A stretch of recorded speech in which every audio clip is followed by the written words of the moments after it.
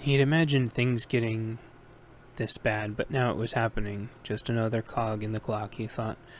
Breakfast was good, tons of protein, tons of carbs. It was a gigantic omelet and had an entire heaped pile of fried and seasoned potato cubes. They had a giant water tank on site, and Doug filled up the water compartment of his backpack with water. Doug had water purification in his bag also, but always started the day this way. His bag had enough water for the day, but in the heat and planning ahead, more was better. He had an empty canteen that hung off his pack that he used to help purify water. Everyone finished eating and their special fire clothes arrived. They all suited up and were pointed in a direction. They all hopped in vehicles, and on the way they went. They drove a ways and saw people evacuating the other direction. Some had animals, some didn't. Some had belongings, some didn't. They all had the same look on their face. They looked upset, scared, hopeless, and betrayed. The fire lines had already been created and failed. The first crew of firefighters had already been ran out. This was round 2. They passed some law enforcement guiding people out of the hazardous area. They heard chainsaws of a more relaxed crew trying to remove some of the underbrush from the side of a hill. A few miles later, Doug's team reached a substantial roadblock. Nobody without proper equipment was supposed to be able to get past this line, but these lines only had one direction. It was still possible for people to be past this line if they had decided to stick it out. However, the odds of running into militia folk trying to protect against looters got higher as well, although law enforcement frowned upon people blocking roads in rural areas to protect their property, while allowing anarchists to block roads and attack property in the city. But hey, that was the new normal. Law enforcement recognized the work leader, saw that they had trucks of equipment, and let them through. It wasn't long after that where they could actually see flames and the wall of smoke ahead of them. They shouldn't be hearing any more work going on now. They were the front line. They checked their topographical maps and got their gear out of their truck and started working. It was a little weird working on a fire with a rifle slung over you, but it beat having to worry about being outgunned by bad guys. Doug had seen a police video online where a guy hiding in 5-foot-high brush was able to ambush, albeit unsuccessfully, 5 police officers and a canine unit. Whenever he thought to not bring his rifle, he remembered the officer's pleas for help. The words haunted and echoed in his head. "Someone get a rifle up here as soon as possible." Doug got his tools and marched off with his new friends, his unit, to go try to cut a new fire line. Chapter 5, Doug, Firefighting, Mid-Morning, Day 1. They physically got to the spot they needed to be, which was a several-mile hike out from where they'd parked. Then they spaced out about 10 feet each and started spacing out about a 10-foot patch of dirt. This was peaceful work for Doug, and he soon found his mind wandering. He would claw at the dirt with his tool and put out a piece of the fire with the dirt and keep going. Feet away, a pretty sizable fire was burning, but he ignored it. It was hot, but his assigned clothes kept most of the heat off him. When the wind would shift, he would get out of the way and let the smoke go by and then return to his spot. He realized to himself he never got to see the otherwise beautiful and peaceful place any other season of the year. He wondered what it would be like in the wintertime. Thoughts of imagining the area in different climates got him through the morning, and thankfully the wind never shifted enough to where the fire overtook them. Someone came through behind them periodically and got some water into the dirt for the crew to shuffle around. There was almost zero air support. Doug had recalled only seeing 1 or 2 helicopters dumping water from the nearby river. There was one of the larger, but not the biggest, planes that dumped some water from the river, but that was it. It made only a few runs after dumping an initial batch of retardant on the area. Doug was confused why this wasn't taking more of a priority, and then he suspected that it was because there were so many states on fire. He heard numbers as high as 35% of each state that actually had forest was on fire right now. He didn't mind. He had a job to do, and that was that. He was digging and shuffling dirt around and noticed everyone else taking a break. He went to sit next to them and have a snack. They usually didn't have full lunches. Everyone was asking the girl questions. She was about 6'3", and a prior police officer and prior military.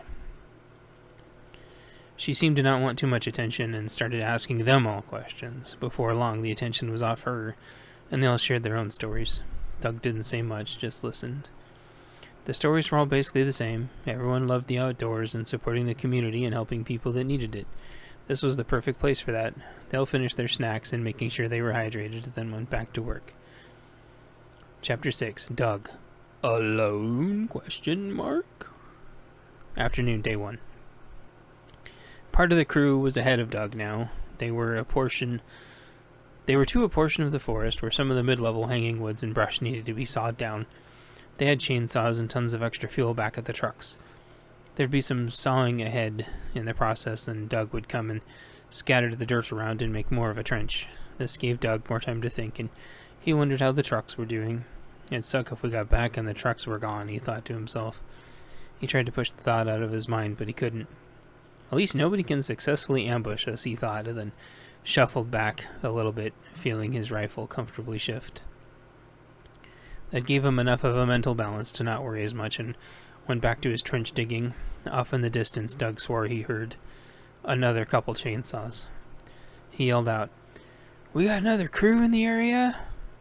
He heard a calm back on his radio. "What's up?" He calmed in. "We got another crew in the area? I heard chainsaws." And there was a pause. Chainsaws shut off for a second to hear the radio chatter. Nobody else was supposed to be out there. There wasn't a reason for there to be more chainsaws. It meant there was another group out there that was unsanctioned. They could be good Samaritans that snuck past law enforcement somehow, but it was more likely that they were homesteaders of some variety. Equally likely there were identity politics aligned to unofficial firefighters out here that weren't helping, or that were helping for clout in their internal hierarchies. Didn't matter, they weren't a part of ICS and would get left behind as they weren't using the passport system. Such was life. Comms came back. "No other teams out here. We're it." "Copy," Doug said back. Everyone heard the chainsaws and shrugged and went back to work. If Doug could hear the chainsaws, that meant those people could hear the fire crews as well. Maybe even be on their radios, since they weren't encrypted. Doug didn't like that thought. Things felt so out of control here. Everyone was supposed to be evac'd out 2 days ago. It was much easier to fight fires when there wasn't so many random elements around. Having to deal with a fire in windage that it couldn't make up its mind was challenge enough. Work resumed, and after many hours of troweling the dirt, it was time to start hiking back. The fire had pushed them back, but they kept digging. By the end of their shift, they had carved out several miles of fire line successfully. Chapter 7, Doug. Restless. Evening, day 1. They hiked back to the truck before it got dark. They had flashlights, but it was better this way to not risk as much injury and potentially getting lost. The chainsaws from whoever the other group was had stopped an hour or so early. Hopefully those people would stay put and not interfere at all. Unfortunately, law enforcement won't return to this area until the fire is restored.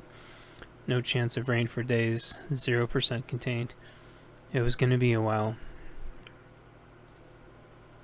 They all had their GPSs out and followed their digital tracks back on the last known safe route, and before they knew it, they were back to where their vehicles had dropped them off. It was dark by the time they got back to camp. Everything was set up for the crew by some admins. Doug took off his fire clothes and let his inner layer of clothing air out. It felt amazing. He was just about out of water in his pack, but next to his tent, which was now set up for him, was a full gallon of fresh water. He set his equipment there and grabbed his water and went to the central area. There were chairs set up and a hot meal was finishing being cooked. The food smelled great. It smelled like some kind of steak and potatoes. Several kinds of onions and 4 different kinds of peppers, 3 different kinds of potatoes. Some of those ingredients Doug recognized from breakfast. They were in his giant omelet that he had. Dinner was somehow even better than breakfast. Everyone peacefully had dinner in the glow of the lanterns.